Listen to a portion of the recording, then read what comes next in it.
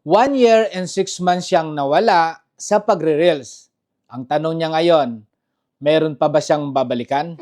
Ano to? Isang kanta na isang iiwanan, isang babalikan. Na para bang relasyon na pinabayaan mo yung jowa mo, nagkaroon ka ng anak, tapos ikaw nagpakabinata ka sa ibang lugar, tapos aasahan mo, nakikilalanin ka ng iyong anak o ng iyong pamilya. Wala pong ganun sa buhay, guys.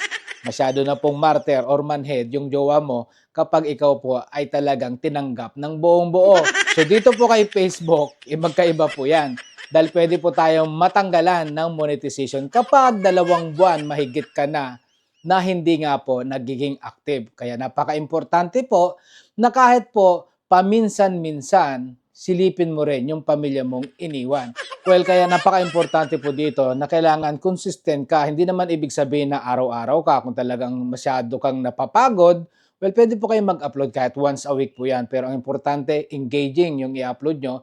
Tapos, i-follow up nyo lang po yung mga content nyo doon po sa mga comment nila. Para na nun kahit papaano, yung engagement nyo ay patuloy pa rin kahit na wala kayo masyadong na-upload. Kaya kung kayo po ay nawala ng ilang panahon, nandito pa rin ako para sa inyo dahil meron kayong babalikan na Nutnut Palaboy.